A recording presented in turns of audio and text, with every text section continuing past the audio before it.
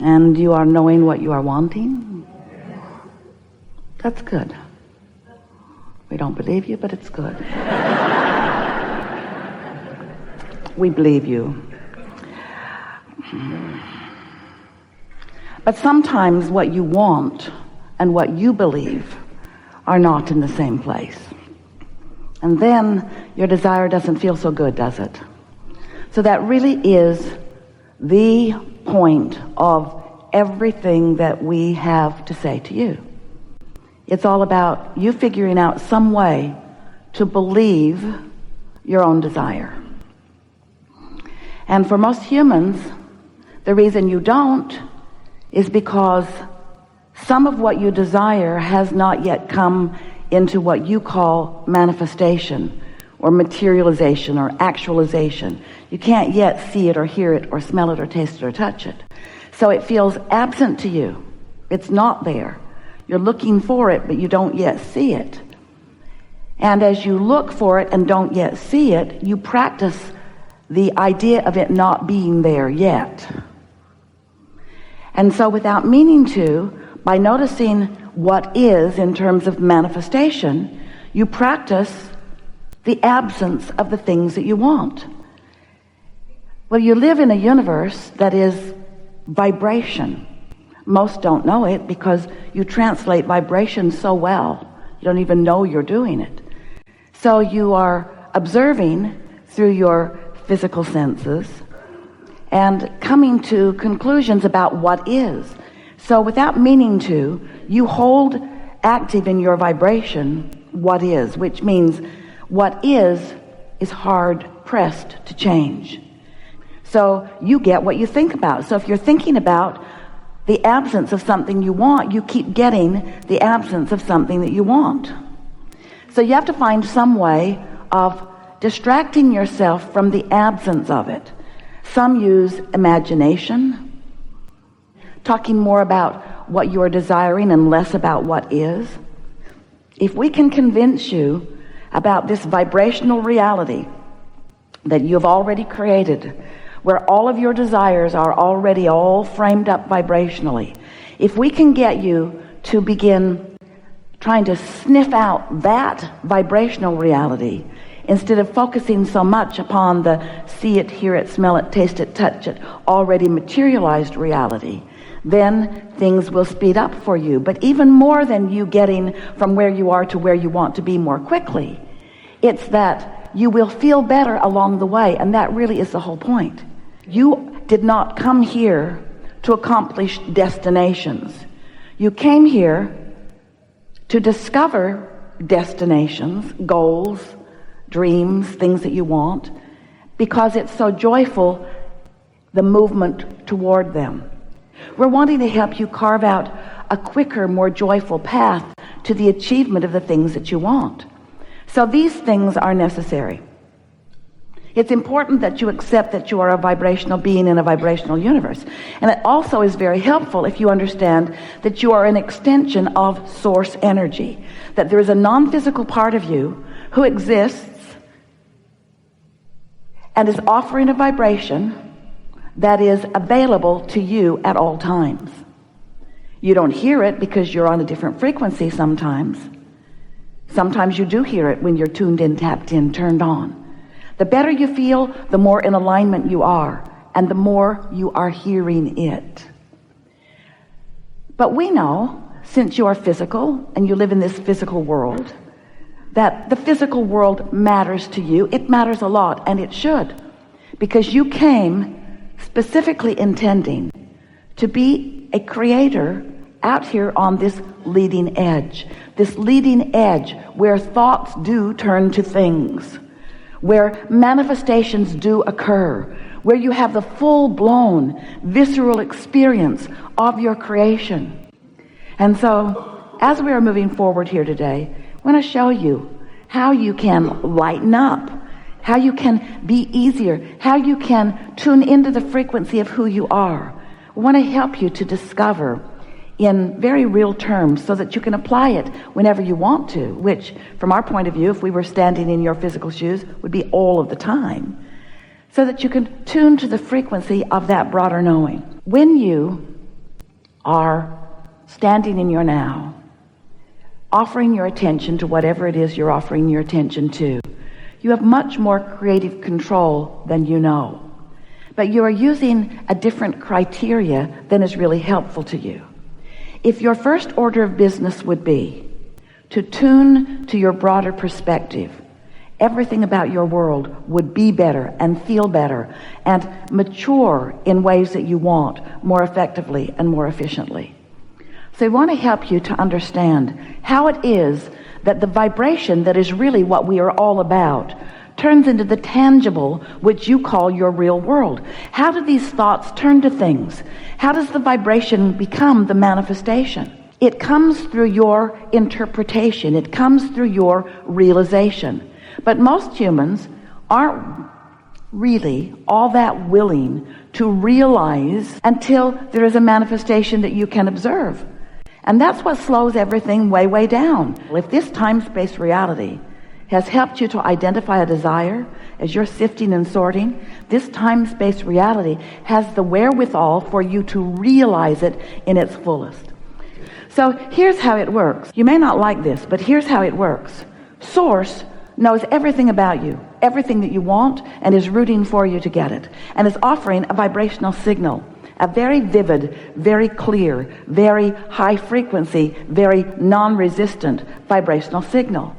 When you're in the vicinity of it, you are able to translate that signal into meaningful things. Esther is receiving that signal now and is translating it into this physical word equivalent for you. So you have the ability to do that too. Most of you don't know that you do, but you do. So here's this signal. And when you tune to it, Esther tuned to it through meditation, through quieting her mind, through stopping thought. As she stopped thought, the vibration that is natural to her began to become dominant. And so over a period of time, her vibration raised to reach the frequency of the vibration that is us, which makes our communication in an environment like this seamless. Now, it's not always seamless for Esther. She can be in a bad mood and not hear us too. But she does know when she's in a bad mood that she's not hearing us. And she does know that her first order of business is to do whatever it takes, even if it's to take a nap, to stop the conversation about whatever it is that's holding her in that resistant place where she cannot hear us. So here's this vibration always being offered to you. The question is, are you in the receptive mode? That is a key phrase here. Are you in the receptive mode? Are you able to translate that vibration into something that's meaningful? So the first thing that you will translate it into, if you are in the receptive mode, is an idea will occur to you. You know that feeling when you say, I just got the best idea. That's what that is. You were in the receptive mode. Didn't stay there very long, most of you. But you were for a moment in the receptive mode, and the idea came before you shot the idea in the foot by the reality that is surrounding you. You know what we're talking about, don't you? So that idea comes, and with that idea, with that, let's say it like it is, with that you translating, because you're in the receptive mode, the vibration into a thought, you realized it. It was always being revealed to you.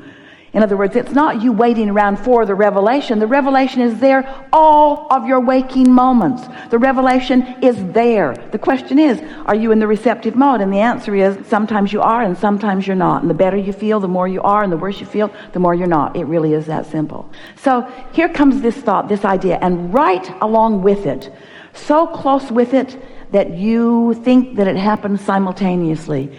You feel the emotion of it, because the emotion of it is the indicator of the gap between the vibration of your thought and the vibration of the thought of the source within you. So when you feel elation, you're right there. There's no gap. You're right there. And that's why you received that thought. That's why that idea was so strong. And unless you do something to add resistance to the idea, you could stay on the wavelength of that idea and you could carry it out to its full fruition. And you know that because you've done that on some occasions. So the thoughts are turning to things. The vibration is turning to thought. Now it's a thought. The question is, how long will that thought sustain? How long will you hold the frequency of this great idea? Well, the answer to that usually lies in, how long will it take you to tell somebody else about it who doubts it? Because most of you start talking about your ideas before there is enough momentum in them, so there's no evidence of them. You know those people that you call dreamers, those people that have their head in the clouds, those people who never come to any fruition, but they've always got another great idea. You know why it doesn't come to fruition? You talk them out of it, or others like you. Because you're gauging what their current success is going to be based upon what their past success has been. And since you haven't seen that much success in them or in yourself, then this new idea usually gets squashed. Jerry wrote a paper many years ago. He taught it to people in financial business that he was mentoring to try to help them to begin to believe more in their prosperity. And his paper was entitled, "Keep Your Ideas to Yourself Until They Are Fully Developed." Because he knew people were getting ideas and then they'd talk to other people about them before they had vibrational momentum. And it's so easy to talk yourself out of a really good idea before it has any vibrational momentum. And you know why it doesn't have any vibrational momentum? Because you think about it, but then you think about the absence of it. You kill the momentum with the contradictory thought. Well, cut that out. If you would not do that, if you could find some way to believe in your desires, to believe in your ideas longer, to hold the doubt at bay, to replace the doubt with belief. So what does that require? That requires, first of all, knowing what we just told you, knowing that it is a vibrational reality that will come to fruition, but you've got to coax it along. No, it isn't that you've got to coax it along. You're not the energy that makes it happen. The energy that creates worlds is the energy that makes it happen. You don't have to coax it along. You just have to stop killing it. You just have to be more optimistic, which means in those early stages, usually you want to be more general about it. The more general you are, the less likely you are to introduce resistance to the idea. So here's this vibration that you are now translating into an idea. So you want to do everything you can to keep that idea alive. And if it begins to wane, if it begins to peter out, if it begins to lose its momentum, if you begin to doubt it, it's time for you in that moment to stop talking about it, stop thinking about it. Because at that point, the more you talk about it, the more you introduce more of the contradictory energy to it. Do you know, you could give birth to an idea, never think about it again, and it would come to full fruition. It's just not logical that you won't think about it again. And the things you care about most are the things that you think about most, and the things that you think about most are usually the things that you introduce the most resistance to, because you are worry-wart. So the creative process is 3 steps. The first step is ask, and life causes you to do that. The contrast causes you to know what you want, and you are vibrationally sending the request or the asking. Step 2 is source becomes the vibrational equivalent of what you've asked for, lines up with it so powerfully and begins emitting a signal which law of attraction is responding to. And because law of attraction is responding to that signal, oh, you're going to love this, we've never said this to you before. Because law of attraction is responding to that signal, that's causing a momentum, a path has opened up. So now, how does the resistance get on that path? Because you're emitting a signal too. You're standing here in the reality that you call life, having your opinions about it, about the same subject that Source has an opinion about, a clear, sure opinion calling you toward it, but you've got an opinion that might not be going with the flow of it. And that's what causes resistance to be upon the path. Because you get to think about things too. You get to think about them. You should think about them. That's how you carved out the desire to begin with. But the moment that you launched the rocket, Source became so on board with that rocket and is calling all cooperative components toward the fulfillment, the culmination, the full manifestation of what you have carved out. The question is, are you a cooperative component? Or are you still doubting? Are you still basing this upon things that you've lived before? So there's that gap, that vibrational variance between who you really are and who you're allowing yourself to be.